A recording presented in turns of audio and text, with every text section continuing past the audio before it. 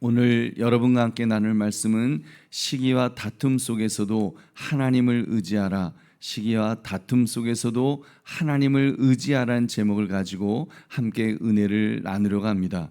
여러분, 우리의 삶을 가리켜서 전쟁터다 이런 말을 우리가 하기도 합니다. 주먹을 휘두르지는 않지만 우리는 수많은 싸움이 우리의 삶에 있기 때문입니다.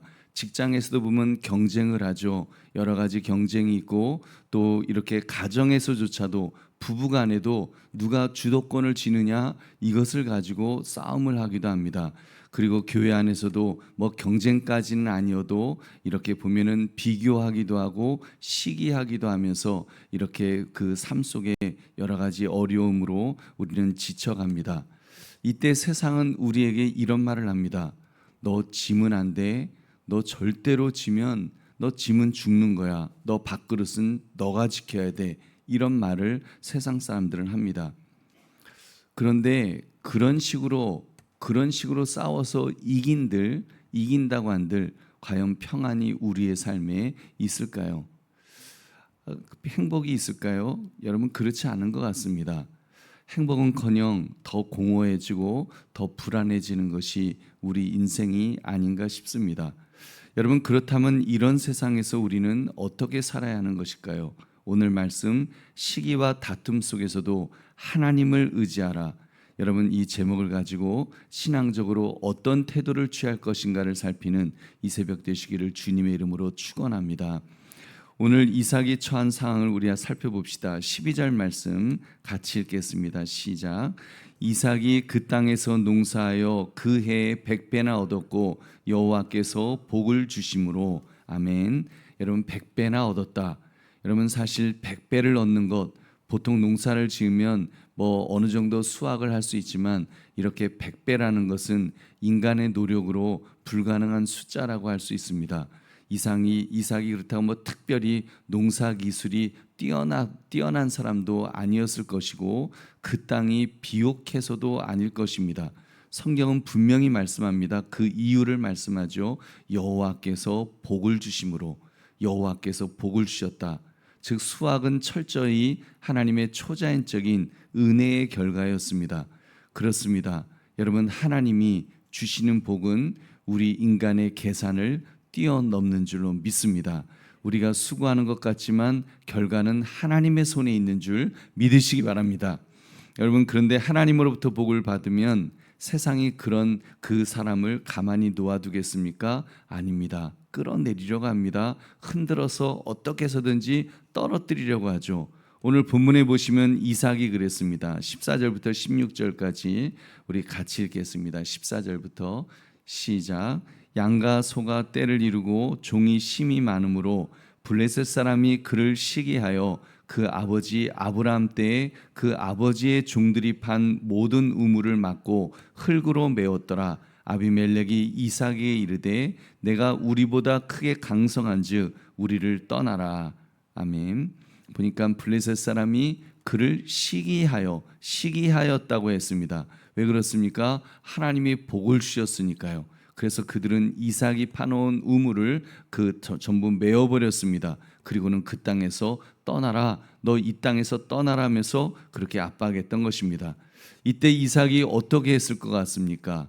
여러분, 자기가 우물을 지키려고, 자기 우물이니까, 아니 우리 아버지가 팠었고 내가 팠는데 이 우물을 지켜야지.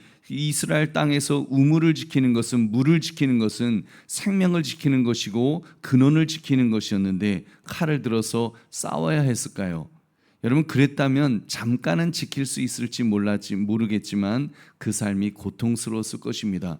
계속해서 전쟁을 해야 되지 않겠습니까? 오늘날 이스라엘 나라를 보면, 이스라엘 사람들 보면 계속 전쟁하잖아요. 주변 국가들하고 계속 싸우고 있는데, 여러분, 그렇게 이삭도 싸워야 했을 것입니다. 근데 믿음의 사람 이삭은 어떻게 반응합니까? 계속 양보했습니다. 빼앗으면 빼앗기고 또 다른 곳에 가서 또 파고, 또 빼앗으면 빼앗기고 또 다른 곳에 또 파고. 근데 사실 양보하는데도 고통이 있겠죠. 우리 18절 말씀 같이 읽겠습니다. 시작. 그 아버지 아브라함 때 팠던 우물들을 다시 팠으니 이는 아브라함이 죽은 후에 블레셋 사람이 그 우물들을 메웠음이라. 이삭이 그 우물들의 이름을 그의 아버지가 부르던 이름으로 불렀더라. 아멘. 그래서 이렇게 파고 또 뺏기고 파고 뺏기고, 그래서 그렇게 빼앗겼던 우물을 에색이다 또는 신나다라고 불렀습니다. 에색은 다툼이란 뜻이고 신나는 대적이란 뜻입니다. 그러니까 대적하고 계속 다투는 그 연속된 그 삶을 살았던 것입니다. 그래서 그 빼앗으면 빼앗기고 빼앗으면 빼앗기고. 여러분, 이 방법 어디서 많이 본 방법 아닙니까? 여러분, 이 이삭의 모습이 누구의 말씀과 부합됩니까? 예수님의 말씀입니다. 예수님께서 그러셨죠. 오른밤을 때리면 왼밤을 돌려대라. 오리를 가라 하면 십리를 같이 가라. 그 속옷을 달라고 하면 겉옷까지 내어줘라. 여러분, 그 방법으로 살았습니다. 어떻게 되었을까요? 이삭이 망했습니까? 여러분, 아니죠. 하나님이 책임져 주셨습니다. 할렐루야. 우리 22절 말씀 같이 읽겠습니다. 시작. 이삭이 거기서 옮겨 다른 우물을 팠더니 그들이 다투지 아니하였으므로 그 이름을 르호봇이라 하여 이르되 이제는 여호와께서 우리를 위하여 넓게 하셨으니 이 땅에서 우리가 번성하리로다 하였더라. 아멘. 여러분, 이삭은 그 다툼 속에 싸우지 않았다고 했습니다. 억울할 만한데도 양보했다고 했습니다. 사람들이 빼앗으면 또 다른 곳에 새 우물을 파고 그렇게 반복했는데 결국 하나님은 그를 르호봇에 이르게 하셨다. 르호봇은 넓은 공간이란 뜻입니다. 넓은 땅이란 뜻이죠. 지경이 넓어진 것입니다. 여러분, 다툼으로 다 끝나는 것이 아니라 결국 하나님께서는 그런 다툼을 통해서 양보하는 것 같았지만 사실은 이삭의 지경을 점점점 넓게 만들어 주신 줄 믿으시기 바랍니다. 여러분, 그리고는 하나님께서 불안한 이삭에게 약속의 말씀을 주십니다. 이삭이 불안했겠지요. 얼마나 불안했겠습니까? 마음 깊은 곳에 두려움이 계속 있었을 것입니다. 이거 또 빼앗기는 것 아니야? 저들이 또 와서 또 공격하면 어떻게 하지? 이 마음이 있었겠죠. 그래서 하나님께서 친히 나타났습니다. 그리고 그에게 약속의 말씀을 주셨습니다. 24절 말씀 우리 같이 읽겠습니다. 시작. 그 밤에 여호와께서 그에게 나타나 이르시되 나는 내 아버지 아브라함의 하나님이니 두려워하지 말라. 내 종 아브라함을 위하여 내가 너와 함께 있어 내게 복을 주어 내 자손이 번성하게 하리라 하신지라. 아멘. 내가 내게 복을 주어서 너의 자손이 번성하게 하리라. 여러분, 본문이 보여주는 핵심은 분명합니다. 축복은 내가 지켜서 얻을 수 있는 것이 아니라 하나님이 주시는 것이다. 지금 그 말씀을 합니다. 평안은 내가 싸워서 얻는 것이 아니라 하나님이 넓히시는 자리에 주어진다라고 말씀하십니다. 할렐루야. 여러분, 세상은 말하죠. 너 몫을 빼앗기지 마라. 절대로 빼앗기면 안 된다. 한번 움켜졌으면 죽어도 놓지 마라. 난 믿음의 사람은 이렇게 고백해야 됩니다. 하나님이 지켜주신다. 하나님이 책임져 주신다. 하나님이 책임져 주신다는 것을 말씀하는 것입니다. 그러니까 르호봇은 노력의 결과가 아니라 은혜의 자리인 줄로 믿습니다. 다툼을 피하고 양보하는 순간 여러분 손해보는 것 같지만 하나님은 그 자리에서 여러분 지경을 넓혀주시고 더 넓은 은혜의 자리로 이끌어 가시는 줄로 믿습니다. 여러분, 보배는 성도님들, 가정 안에서 갈등이 있을 때 또는 형제끼리 부부 사이에서도 이렇게 다툼이 깊어질 때가 있을 것입니다.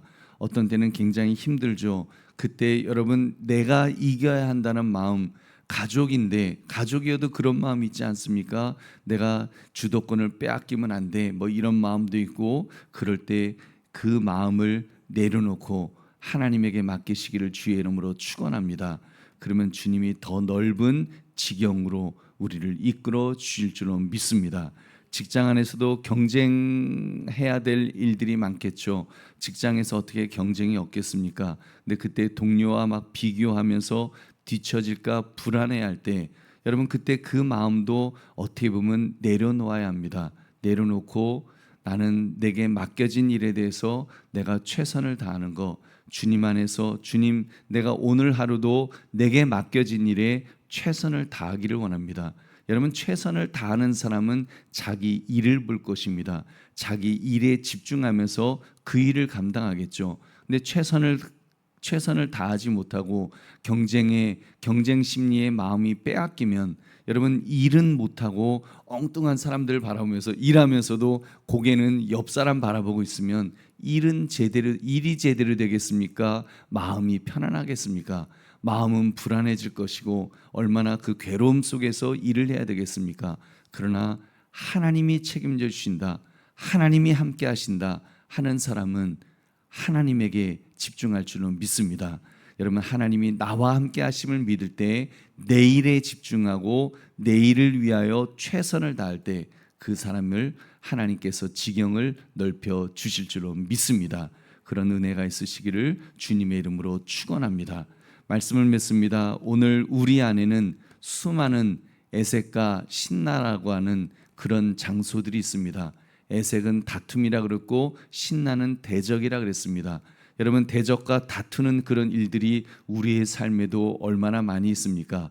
그때 우리가 인내하면서 그 하나님을 바라볼 때 하나님은 우리를 르호봇으로 인도하실 줄로 믿습니다. 더 넓은 지경으로, 지경이 넓어졌다고 하는 거, 하나님이 넓혀주시는 그런 은혜가 분명히 있다는 것입니다. 우리는 그 하나님을 바라봅시다.